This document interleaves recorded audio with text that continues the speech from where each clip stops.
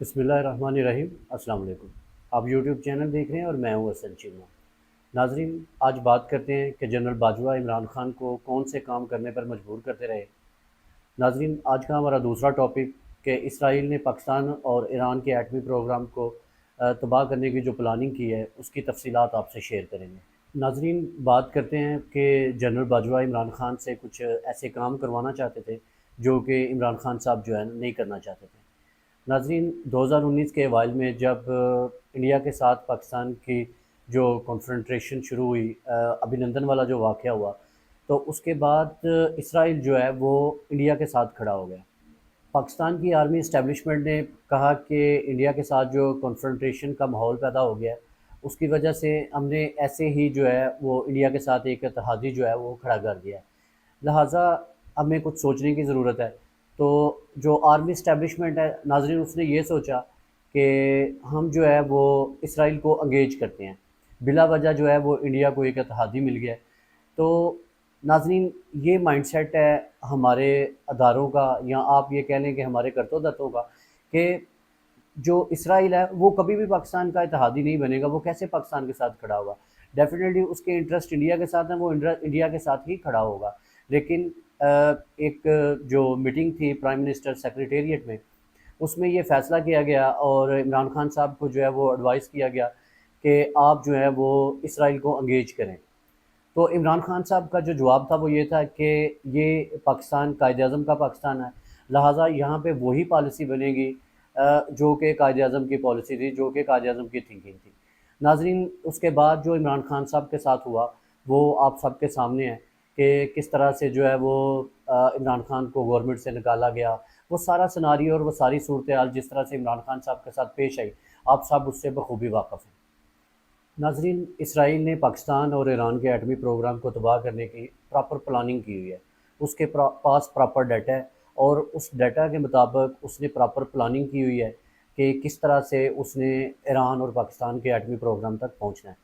नाज़रीन, अगर आप तारीख़ के सफ़हात पलटने की कोशिश करते हैं तो you will get to know that कि क्या सूरत हाल डेवलप हो रही है ये करंट सिनारियो में। कि अगर आप देखते हैं कि इसराइल की सरहद जो है वो उर्दन के साथ मिलती है, उर्दन की सरहद जो है वो शाम के साथ मिलती है। अब ऐसे आगे चलते जाएँ तो शाम की सरहद जो है नाज़रीन वो इराक़ के साथ मिलती है और इराक़ की सरहद जाकर ईरान के साथ मिलती है। फिर आगे आप देखेंगे ईरान की जो सरहद है उसके साथ पाकिस्तान की सरहद जो है वो शुरू हो जाती है। तो नाज़रीन, ये एक पूरा नक्शा है कि किस तरह से इसराइल ने जो है वो प्लानिंग की हुई है कि उसने किस तरह से पाकिस्तान और ईरान के एटमी प्रोग्राम को टारगेट करना है। नाज़रीन, आप देखें कि जब किंग अब्दुल्ला जो हैं, किंग हुसैन, उर्दन के जो किंग हुसैन हैं, उसका अमन मुआहदा इसराइल के साथ होता है, तो इसराइल डायरेक्टली जो है वो शाम की सरहद तक पहुंच जाता है। फिर मोसाद जो है वहाँ पे शाम के अंदर जो है ना वो अपना काम शुरू कर देती है। और आपको पता है मोसाद इसराइल की इंटेलिजेंस एजेंसी है, उसने फिर शाम के अंदर जो है वो अपना नेटवर्क बिछाना शुरू कर दिया।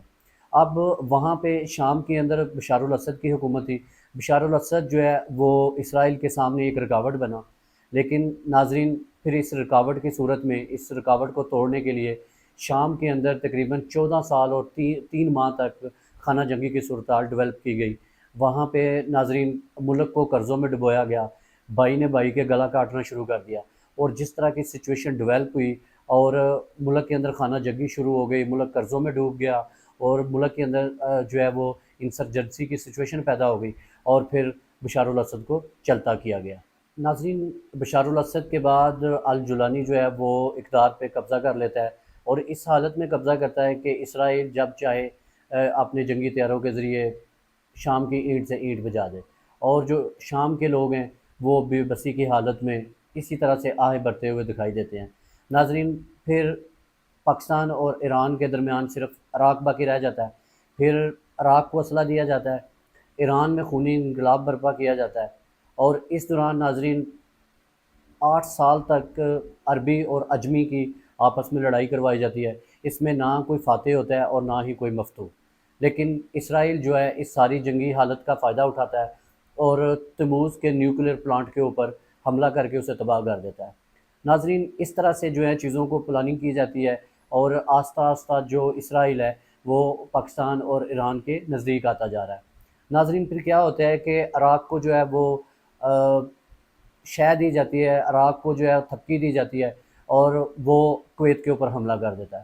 جب عراق جو ہے وہ کویت کے بارڈر کو کراس کرتا ہے تو پھر جو بہادر امریکہ ہے وہ درمیان میں آتا ہے اور پوری دنیا کو اکٹھا کر کے عراق کی اینٹ سے اینٹ بجا جاتا ہے اور اس کو تباہ کر کے رکھ دیتا ہے۔ عراق میں جو تھوڑی بہت جان رہ جاتی ہے ناظرین اس کو بھی ختم کر دیا جاتا ہے۔ اسرائیل جو ہے وہ 2003 میں امریکہ کو قائل کرنے کی کوشش کرتا ہے کہ عراق جو ہے وہ ایٹم بم بنا رہا ہے، تو وہ امریکہ کو اپنے ساتھ ملا کے یہ پلاننگ کرتا ہے کہ عراق کو جو ہے جو مزید اس میں تھوڑی بہت جو جان رہ گئی ہے اس کو بھی ختم کر دیا جائے، لیکن عراق جو ہے وہ مسلسل جو ہے وہ ناظرین یہ دہائی دیتا رہا ہے کہ میں کوئی ایٹم بم نہیں بنا رہا۔ اس نے عالمی ادارہ جو توانائی ہے اس کو بھی ایکسس دی۔ عالمی ایٹمی توانائی کے جو ادارے تھے ان کے افراد نے ناظرین وہاں پہ بجائے کہ وہ یہ دیکھتے کہ عراق کوئی بم بنا رہا ہے یا نہیں بنا رہا، انہوں نے جاسوسی شروع کر دی۔ پھر عراق کے اوپر حملہ کیا گیا، شیعہ ملیشیا جو ہے وہ حرکت میں آئی اور وہ صدام حسین کے خلاف کھڑی ہو گئی، بھائی نے بھائی کا گلا کاٹنا شروع کر دیا، امریکہ نے وہاں پہ موجود سونے کے ذخائر کو لوٹنا شروع کر دیا۔ اس دوران ناظرین صدام حسین کو تختے پہ لٹا دیا گیا۔ ناظرین اب پاکستان اور اسرائیل کے درمیان صرف ایران رہ گیا ہے۔ اسرائیلی جنگی طیارے شام، عراق، اردن کے اوپر پرواز کر سکتے ہیں، بمباری کر سکتے ہیں، اس کو کوئی بھی روکنے والا نہیں ہے۔ پھر ناظرین 12 جون 2025 کو وہ ٹائم آ گیا جب اسرائیل نے بغیر کسی پیشگی وجہ سے ایران کے اوپر حملہ کر دیا، اور ناظرین اس کے فوجی جرنیلوں اور سائنسدانوں کو ان کے بچوں کے سامنے خون میں نہلا دیا گیا، اور اسرائیل کا وزیر دفاع یہ کہتا ہے کہ اگر ایران نے اپنا جوابی جو دفاع کیا تو ہم تہران کو جو ہے نا وہ جلا کر راکھ کر دیں گے۔ ناظرین یہ ان لوگوں کا مائنڈ سیٹ ہے، یہ ان لوگوں کے اندر جو بربریت ہے وہ اس لیول کی ہے کہ ان کے اندر اتنا غرور اور تکبر ہے، وہ اس طرح سے سٹیٹمنٹ دیتے ہیں کہ جیسے ان کو کوئی روکنے والا اور کوئی ٹوکنے والا نہیں ہے۔ ناظرین ایران کو دھمکی دی جاتی ہے کہ یہ حملے جو ہیں اس وقت تک جاری رہیں گے جب تک ایران کا ایٹمی پروگرام نست و نبود نہیں ہو جاتا، اس سے اسرائیل کو خطرہ لاحق ہے، لہٰذا ہم ایران کا ایٹمی پروگرام تباہ کر دیں گے۔ ناظرین یہ حملے اور جوابی حملے 5 روز سے جاری ہیں، اللہ ہی بہتر جانتا ہے کہ یہ کب تک جاری رہیں گے، لیکن ان حملوں کی وجہ سے جتنی جانیں ضائع ہو رہی ہیں اور جو بربریت اسرائیل کی طرف سے ایران کے اوپر کی جا رہی ہے، ابھی تک کسی کے کان پہ جوں نہیں رینگ رہی کہ یہ کتنا بڑا خطرہ ہے اور یہ کس کس کے لیے خطرہ ہے، ابھی تک کوئی بھی اس پہ ایکشن نہیں لے رہا۔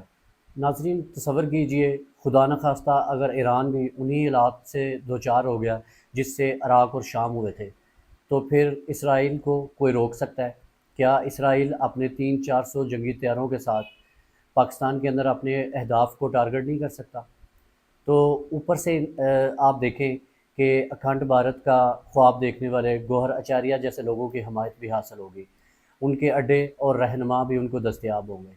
ناظرین ان کو فضا کے اندر ایندھن جو ہے ریفل کرنے کی بھی ضرورت نہیں پڑے گی، تو کیا ہم اس وقت کا انتظار کر رہے ہیں؟ امریکہ اور یورپ کی انسان دوستی، عدل و انصاف کے پیمانے اور دعوے اب محض نعرے بن چکے ہیں۔ امریکہ اور یورپ اسی وقت چیختا ہے جب اس کی دم کے اوپر پاؤں آتا ہے، ورنہ راوی صرف چین ہی لکھتا ہے۔ جو کچھ کرنا ہے، جیسا بھی کرنا ہے، ابھی اور اسی وقت کرنا ہے، ورنہ تمہاری داستان تک نہ ہوگی داستانوں میں۔ ناظرین اپنا اور اپنے چینل کا خیال رکھیے گا۔ اللہ حافظ۔